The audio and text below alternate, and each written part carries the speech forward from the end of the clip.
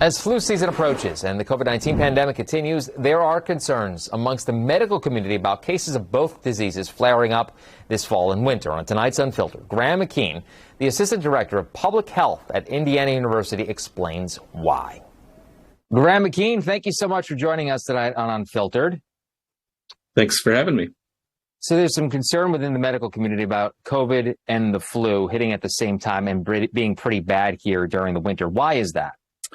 Well, I would first say there's still a lot of unknowns. It's kind of hard to say to what degree this flu season will look like, but there is some thought it could be worse, certainly at least worse than the last couple of flu seasons. 2020, we didn't really have a flu season, and last year was unique. It was lower with activity at the very early part and the very end.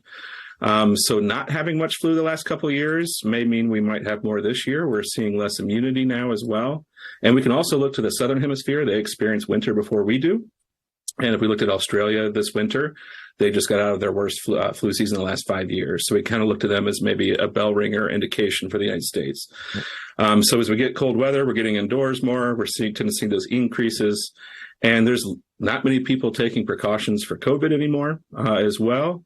And in a recent survey this year, only 49% of Americans intend to get a flu shot, which is low. Right. So I think it's a combination of all those factors. Is the immunity part that you talked about, is that because we haven't had really too strong flu seasons these past few years? Correct. I mean, flu immunity wanes like COVID immunity does as well, but they're having some of that spread every year kind of helps insulate a little bit in terms of the degree of which we see in flu season.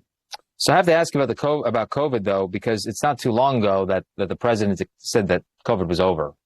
Your thoughts on that? Regardless of what the president says or public opinion tells us, this pandemic is not over. There's still 50,000 reported cases a day. There's still 400 deaths per day in the United States, and that's with spotty reporting.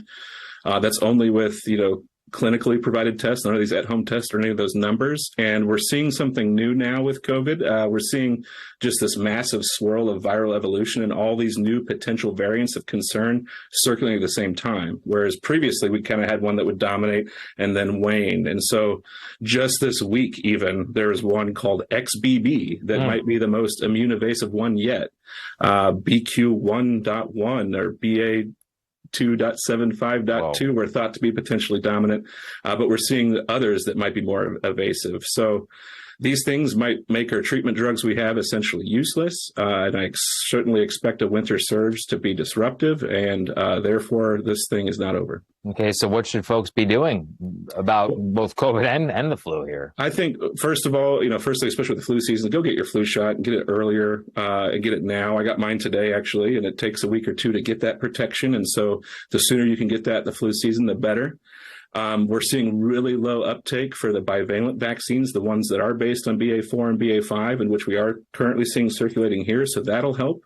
And then just some of those basic precautions. If you're concerned about infection, if you're concerned about repeat infections or long COVID or things like that, we can still wear high filtration masks in indoor settings. I know many people are not, but those things can help.